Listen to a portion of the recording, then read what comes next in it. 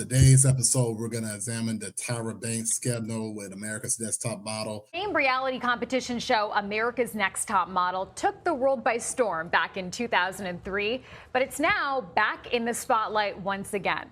For 24 seasons, thousands of hopeful models auditioned for the competition show created by trailblazing supermodel Tyra Banks. But a new 3-part docuseries, Reality Check, America's Next Top Model, is now exposing allegations of unfulfilled prizes and controversial production tactics. So we're going to go into the whole major breakdown as far as, how trauma is not the right time to focus on rebranding the business, how it could be detrimental for people who are viewing it as well, and also how it could be very, tone deaf towards those girls who are participating with the event as well. Right.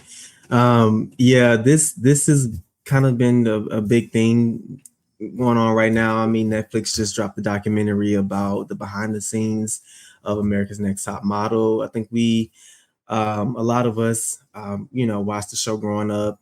And at the time, I mean, it still is. It was very, it was new. It was something that had never been done before.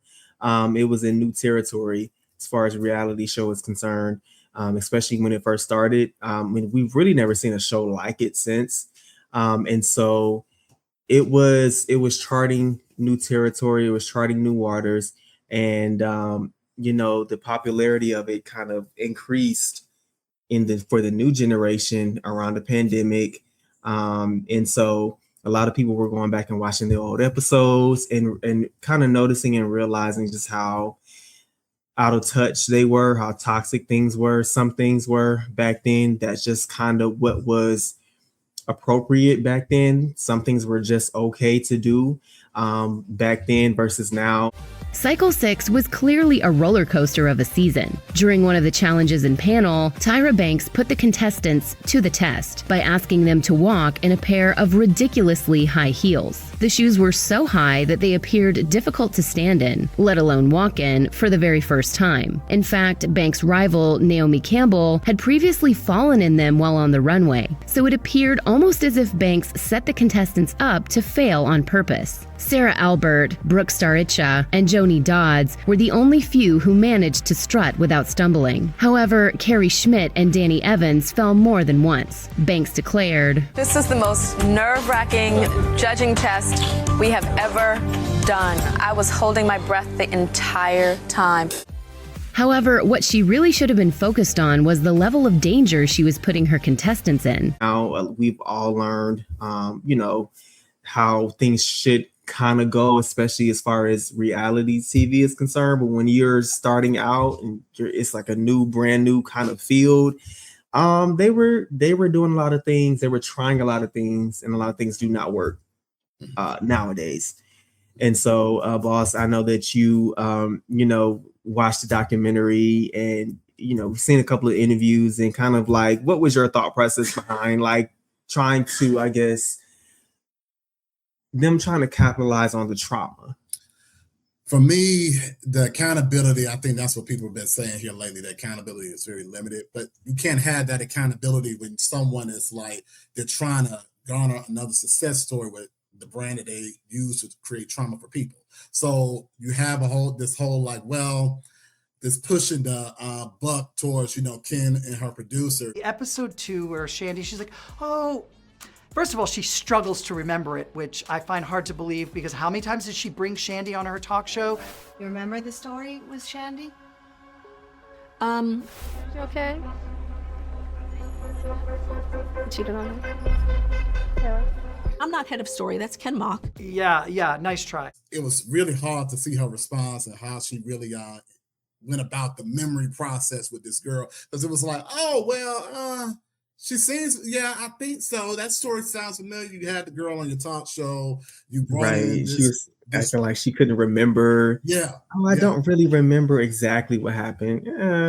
Okay, we're not sure about that, Tyra. It was recorded, and like you said, she had her on a talk show. Tell me. It's the worst possible thing I could do. You had sex? Yeah. Why did you? I don't know. What do you want me to do? What can I say to this? You think about how we wanted to be together forever. Then you throw it away. stupid bitch.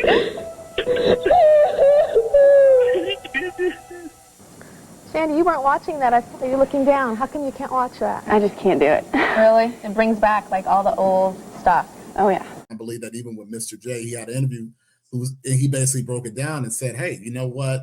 Tyra was heavily in the know as far as what happened to Shandy. When it came to that Shandy moment, you know, I was with Tyra. We were in the production office when we found out what was going on at the girl's house. Shandy's having sex in the shower with a guy. I was like, wait, what? Of course they were gonna figure out how ultimately they were gonna play this on the episode. And I do say in the documentary, there was a different cut of that episode before the network censors clamped down after the Super Bowl incident with Janet Jackson. That episode was recut to a safer version, which aired, which is still heartbreaking to watch. I just wanna let my boyfriend know what happened, but I'm so scared. Just please tell me what you did. I was hammered. I think I had 2 bottles of wine by myself. I didn't even feel sex happening. I just knew it was happening. And then I passed out. The next day, I woke up and was like, what the happened last night? And I just sat there and cried. I was blacked out. No one did anything to stop it. And it all got filmed, all of it. Every moment of it. It's a goofy type of mentality that she has. It's very goofy. It's not, you know, it's not really present as far as like, you know, really taking that look inside to see, okay, this is what I brought to the table. And when you're in leadership, passing that butt towards other people is just not a successful move to do.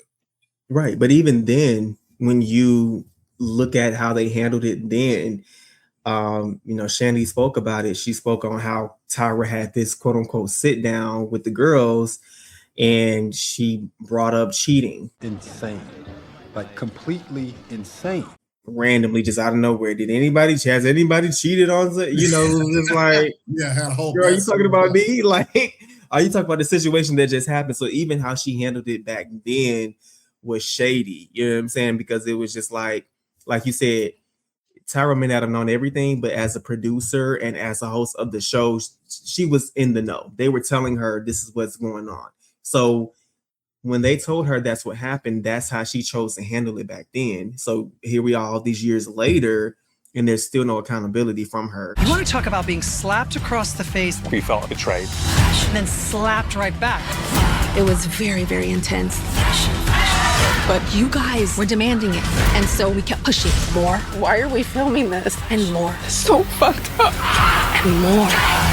Tyra, as all these years later, she still hasn't really taken accountability for a lot of the stuff that she has done or she knew about and she could have rectified it now and still hasn't really rectified it. And I think that that's an issue when you're in leadership because you're dealing with essentially an employee that had a traumatic experience. And you're really exploiting that trauma for views, for money, for, you know, just everything that she wanted the show to do. It seems like kind of went in a different direction. Yeah, for sure. Tyra Banks has this self-righteous awkwardness. Mm-hmm. I saw that all in the documentary.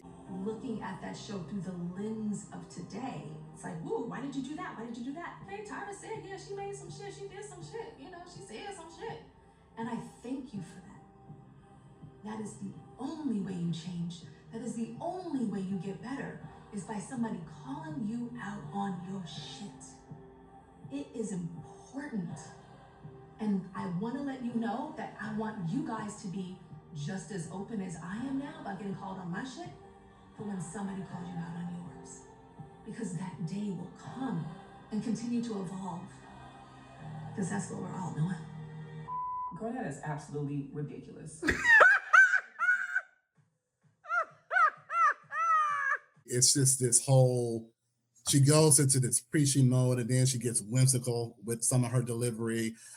You know, it's just, it's awkward towards the viewer. And the reason why I think she saw us looking at her past work with ANTM, her building of that whole process. And I think she still thinks that we're in the lens of the early 2000s and we're not looking at her from like, this is bad. Like, girl, we ain't looking at you like, okay, wow, we're enamored or wow, you know, we're just creating drama out of anything. It's like we really wanted to hear you and how your thought process is. How has it evolved? We're just sad, you know? You use these pageant-like, Very much. roundabout answer, like, I want world peace type of answers. And we're like, we take the time for that. That's so righteous, awkward, like, well, no, well, it was Ken. And then you see Ken coming in with his, like, Ursula's little brother voice. Hello, yeah, this didn't happen. And, this is trying to soften the blow with the delivery. Yeah, but it's no really accountability. Exactly. But we were there, but we told them that we were just going to keep filming. And it's like a documentary. Stop it. Get some help.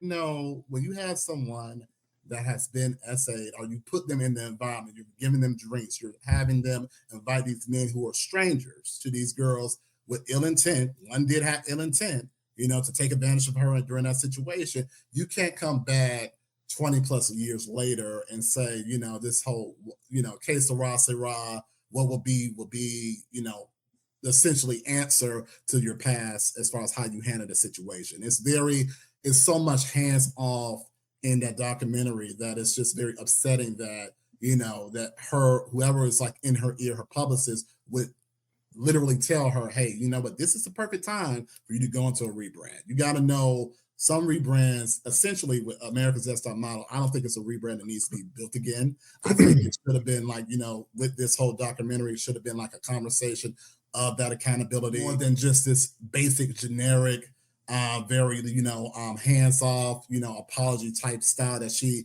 implemented, during this documentary. And a lot of the, extreme details as far as what she did, to a lot of the girls, that was left out. I thought that this documentary was very much so, I think Netflix did a great job, but I feel that they did not push as much as they should have pushed with some of the behavior, I agree with that. And I think Mr. J had an interview, I think it was with Entertainment Tonight, I think it was E! Something like that, where he basically said that Tyra and Ken, their answers seemed like they kind of prepared them together. Like they went in and was like, this is what we're going to say. This is how we're going to handle this situation, because their answers were very much aligned, but they weren't as apologetic. Like, I think I think the one thing that he said that he know for sure that he messed up on was the race swapping episode.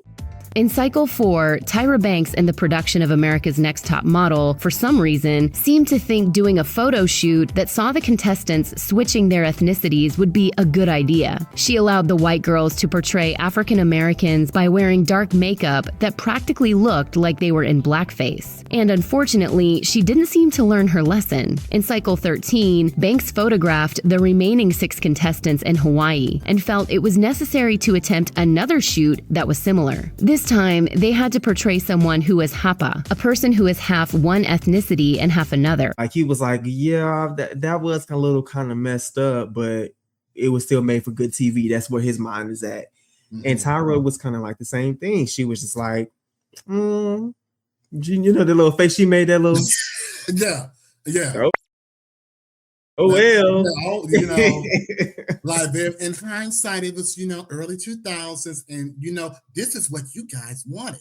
This is what the audience wanted. Like, I was like, let me pause that. Because half of us was like, in our early teens anyway. You know what I'm saying? Right. So it's like, all this stuff is like I said, that hands-off approach, and, that passing the buck not only to production, but you passing the buck to the audience. It's like, and granted, reality TV does have a lot of... You guys are just jealous because all of my friends that know me tell me that I remind them of Beyonce. So you can... Hottie.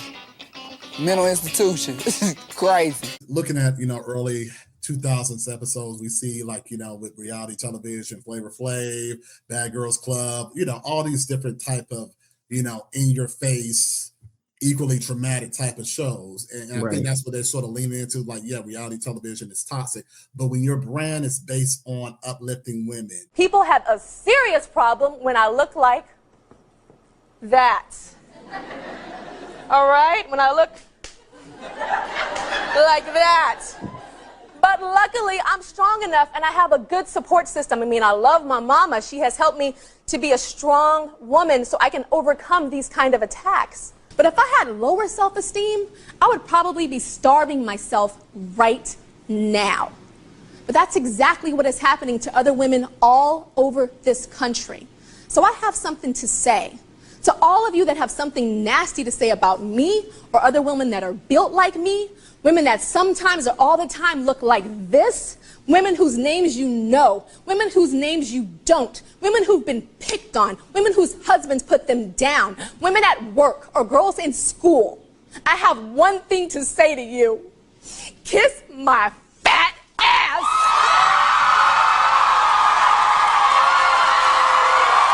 Being that voice as far as like, showing different beauty standards, and you had this extreme level of critique, extreme level of like, bullying to some of these girls. You were sick of being disappointed, you would stand up and you would take control of your destiny. Do you know that you had a possibility to win? Do you know that all of America is rooting for you? Do you know that? And then you come in here and you treat this like a joke? You come in here and look at that and say, I can't read that. You read 10 times better than half of those girls over there. You did. You did. And you come in here with a defeatist attitude. I don't have a bad attitude. Maybe I am angry inside. I've been through stuff, so I'm angry. Yes, but it's not, this is not, be quiet, but Tiffany. everybody, Be quiet! That's what is wrong with you? Stop it! We see that with Kenya even. She was traumatized on her cycle, even though she made it to the top 3 on cycle 4. She dealt with a lot of things with her weight. I'm going to do a photo shoot today, but you guys are going to be the animals. So I picked an animal that I think represents each and all of you. You get to be the elephant. I don't know how one week is gluttony, next week is an elephant. Right.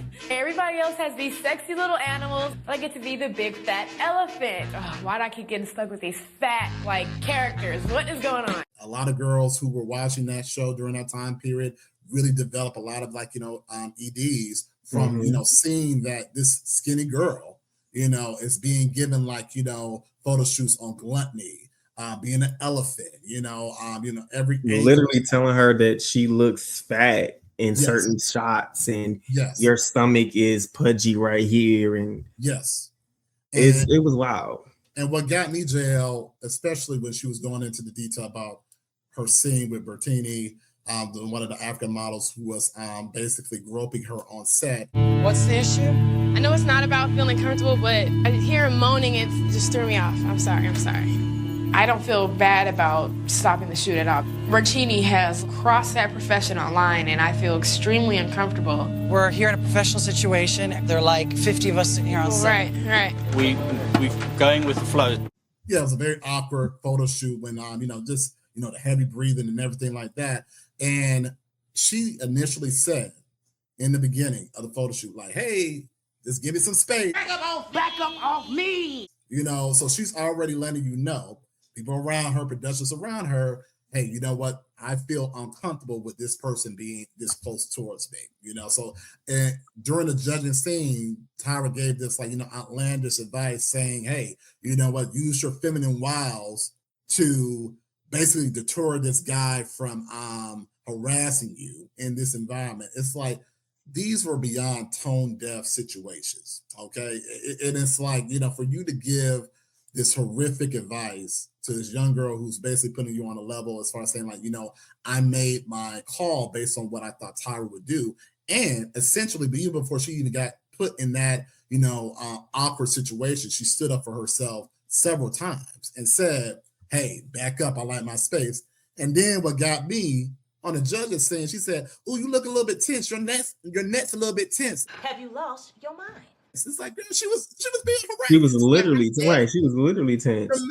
The man got his whole arm, whole hand on her leg, and then it's like, oh, you look like you tense. Yeah, she would be tense, Tyra. What the hell? Man, that ain't right. That awkwardness and that self-righteous behavior is just extremely present. And it's like, for you to just go on having this whole sermonette based on and thinking that the thing about Tyra is so funny because she's very self-righteous, but she was thinking that she was giving her good advice when she was saying that stuff.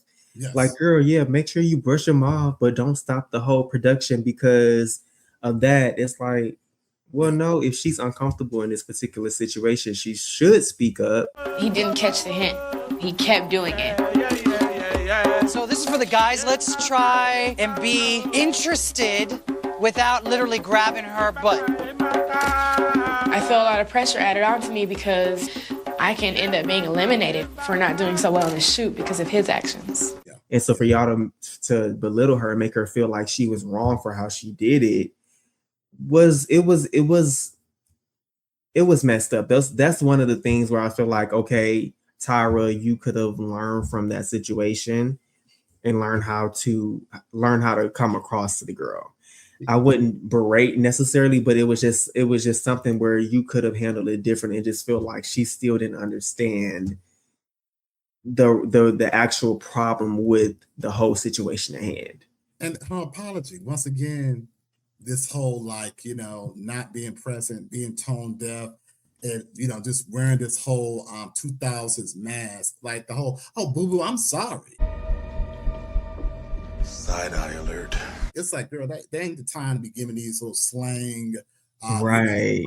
These little innuendos, girl. These little innuendos that's not even hidden. It's like, that's not. I mean, for anybody, we got to look at that apology. If I came to you, Jay, it was like, hey man, I'm sorry. It's like it just comes across. It's like your tone, your delivery, maybe not the right timing to say that. You're looking at it like, and then you're going to end it with that apology. In hindsight, early 2000s, early different devices. It's like that's when people are not looking at you like you're serious. Really looking at this whole situation. I want to go further because I don't want to leave some of the judges out the situation, but I believe this is what happens when you have a toxic environment from the head. It creates this normality that this behavior is accepted. Okay, so you see it being displayed with not only the other judges, you see it being displayed with the producers because you don't care. That's the reason why people are going in with Tyra Banks. It's like it starts with the head. Okay, so what you allow in, what you allow for your brand. She did a whole cycle on branding. You should know about this. What you allow as your brand, people are going to follow you. Okay, your leadership, other leaders, producers who are working in the background. If you don't have those stands, you say, this is what we're not going to do. This is not how we're not going to speak to these girls about, traumatic events or capitalizing on someone's traumatic experience. In the middle of participating in Cycle 4, Kaylin Rondeau received a phone call message that informed her a friend from her high school days had died. Finding out that news while not being surrounded by her friends and family made Kaylin state in her confessional that the day she found out about her friend was the worst day she had in the competition. What she didn't realize, though, was that her journey was about to get more difficult. For the photo shoot that happened right after she received the news, the remaining contestants had to represent the 7 deadly sins in the middle of a graveyard. On top of being in a graveyard, they had to pose at the bottom of an 8-foot grave where people are usually buried. Understandably, Kaylin was emotional on set and was filmed bawling her eyes out. The creative director, Jay Manuel, said he was unaware of the situation and spoke with Kaylin privately. While he did seem mildly concerned, he didn't seem too fazed about her personal situation, as he only asked whether she needed a minute before going into hair and makeup. So when they see that you capitalize off of someone's trauma, they're going to repeat the same thing. They're going to say the same outlandish behavior. That does not take away from the accountability that they did on the show and on different seasons as far as the level of trauma that they present to each and every girl. Because they all can get it. Let's be very clear. All in the heat. All in the heat. But it starts with, and I think that's where a lot of these some of these people who are talking about the disconnect on how this stuff is being presented, why is this being presented in this particular way, or why is Tyra based on the the focal front of the conversation, because it starts with her being the brand. When you have yourself as that brand person, okay, people unknowingly are going to follow into your your footsteps. We see that even with Mr. J saying that he was a people pleaser. I considered myself like besties with Tyra. I feel like she knew I'd do anything for her, and I revered her. It becomes like a relationship. And with you being that successful, you're going to attract a lot of people pleasers that's going to do anything to make you happy in the situation. Okay, yeah, and she knew that. Yeah. Exactly. She knew that. She knew their personalities she knew that Mr. J, for example, would basically almost do anything to try to please her, to try to make sure that she was okay, make sure she was good. We saw in the documentary, if you didn't see it on Netflix, go watch it. It's really good. But there's certain instances where if you watch the show, you know that Jay and Janice Dickinson, for example, got into this little back and forth on the show. If the body could just slim down 150 pounds, that would be good. Then she'd be 30 pounds. That would be better. And Jay was basically like, he was saying stuff that he knew Tyra really could kind of, where she could say, but she never did because she didn't want to have that back and forth. So he did it for her. So it'd be certain instances where he would do stuff basically to try to have her back. And she knew that. So when it came time for him to want to leave, and he told her that he wanted to do it, and she kind of gave him the cold shoulder. She stopped speaking to him outside of the show. They used to have a very close relationship. They don't have it anymore because of that situation. When I showed up and realized I was gonna sit next to Tyra, who would not say a word to me, and she would turn her back to me unless the cameras were on. And the first time they turned the cameras on, I didn't even know what to do. So when it comes to somebody like Tyra, when you stop doing exactly what she wants you to do, she's cutting you off. You're getting the cold shoulder. Exactly. You know what I'm saying? And so it's like, how are you as a leader exhibiting that type of behavior? Yeah. You know what I'm saying? You know, and this goes back to it. When you're in these work environments and it's toxic from the head, and you see it's being accepted as far as, having a lot of trauma in the environment. When you're in these type of, work environments where that's the big major culprit, you guys got to understand that it's going to come to you. And I think with these judges, they're like, it finally happened to me that, she put online that they were fired from the show in that particular way. But if they're going to show toxic behavior to those girls, okay, pretty soon that toxic environment is going to flip on you, okay? Right. There's going to be golden children in any environment. There's going to be like that special person or people that receive great attention, great success from it. Eva, let me ask you, the docuseries, you say you were in awe when you watched it because you didn't know what was going on behind the scenes, but it details many controversial moments, from the alleged sexual assault that happened to eating disorders to models being put in blackface, or one model who was people who were bullied, and incredibly troubling, one model whose mother was shot in a violent act. Horrible. Was then asked to replicate that in a photo shoot. Horrible. Do you think that the judges and the producers had a role in creating this type of environment, even if you never saw it? Absolutely. That environment could not exist without producers aiding and abetting what was going on. By and large, okay, there's going to be high amounts of people that's not going to regard that same similar success in a traumatic environment. And that includes some of the people who are behind the production, that are judges included. With that level of trauma, you can't look at it and say, okay, well, it's not going to happen to me. When someone's showing you who they are, they chose not to believe the whole picture because, maybe with them being in the seat of power, they didn't think that they could flip on them. But with you being in the seat of power, a traumatic environment will flip on you as well. It gets leaked that the three of you were fired by Tyra. Who do you think leaked that? I have no idea who leaked it, but I can tell you this. A leak only happens if someone official gives the order. Ken and Tyra knew that was being serviced, and she knows the ramifications of being branded fired talent. The ratings are down. She knew we would wear that. It was a strong possibility, like it happened, that you were not going to be given that grace to move on effectively, especially when someone has capitalized so much on someone's, horrible life experience. See that with Dion, she experienced the same type of situations where, she revealed that her mother was a victim of gun violence. When I was a kid, my mom was shot and she was paralyzed from the waist down. When I was 6 years old, my mom was shot by this guy. He was jealous that she was getting married and she was actually trying to help him get off of drugs, and he ended up shooting her. That's why mom is paralyzed. They knew about it from the application process, but they still chose to have me do this particular photo shoot that involved gun violence. I thought it was a coincidence at the time, but I don't think it was. She threw that back on her with a photo shoot where she was a gun victim. And we hear the dialogue from Nigel Barker, oh, wow, the angles are great. You really look like you're really playing the victim really well. So all You these look like little, you're really dead. Like, yeah, it's just like, what is happening here? a lot of disconnect. Of course, he expresses remorse of, saying certain things, but when someone capitalizes off of someone else's, psychological abuse, pretty sure you should have a knowledge and understanding that that does not stop with you. They experience that same type of traumatic, levels of being dismissed. Like some of the other girls were not given a chance to really express themselves in the proper type of way, or they were not given a chance to have someone really take their back with a lot of this traumatic type behaviors. So, the level of shock value as far as the way that she handled the situation, I really don't think it should be a level of shock value. They partook in a lot of the crazy shenanigans, with them being immature at the time, with their mindset.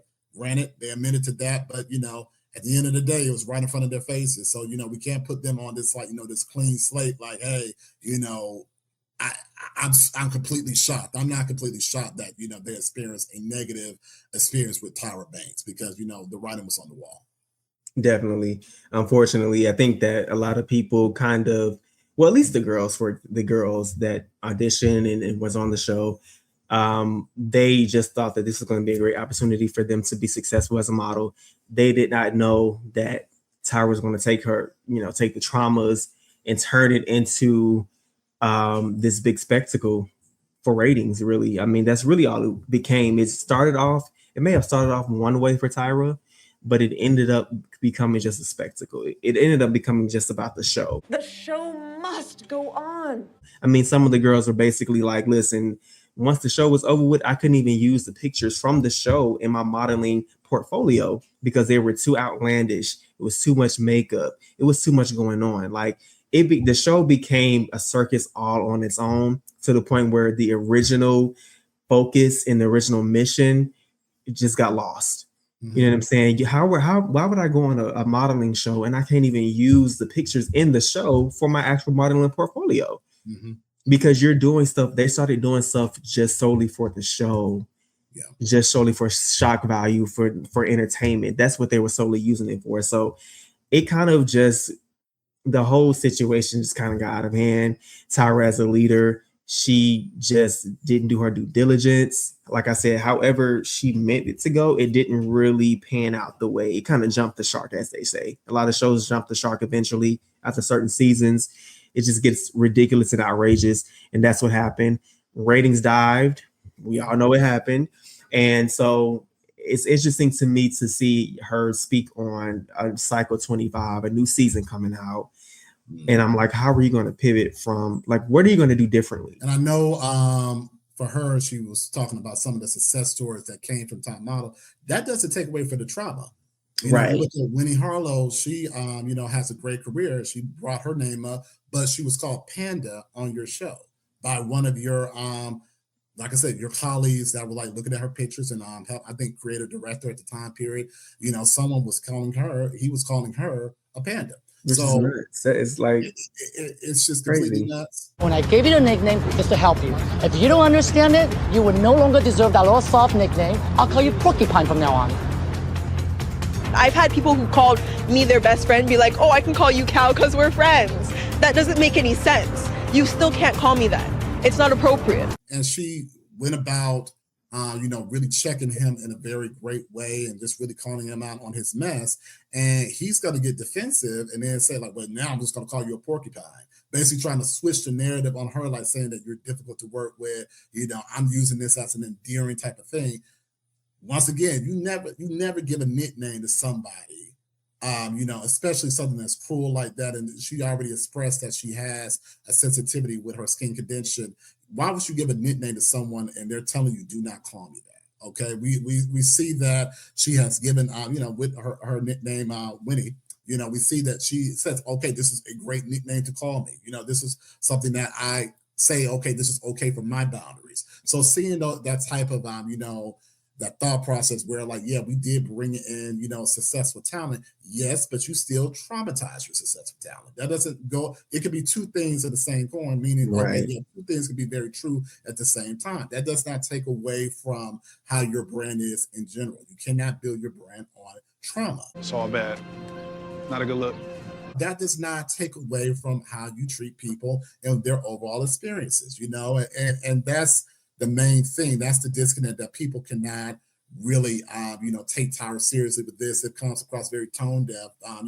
She's being ate up on social media right now with just how her blasé type of responses are not helping her case. I've never done anything wrong, and everything I did on this show was right. I'll fight Tyra to this day. Is she here? Someone's gonna call you out too. And you have to be ready for that. I'm ready. That's why we're doing another season of America's Next Top Model. I'm so excited. And please come to Australia to get your frozen lava pops. Agreed. I think that it's hard to look back at some of the things because we already know that it was a different time period. But it's even harder to look back when the person that has done all those things is not taking full accountability for it. And so I'm interested to see the future. I'm interested to see how she handles things going forward. We're in a brand new territory, a brand new world, Gen Z, social media. She's going to get ate up really bad. Yikes, that's not good. Social media is so instant that I don't think she can really handle that type of pressure when it comes to her, because it's going to be immediate. Like as soon as the episode is over, they're going to attack. Yeah. And so she cannot handle things the way that she's been handling things so far. Mm-hmm. And so I'm interested to see how that goes. I don't know. I hope that she's grown as a leader.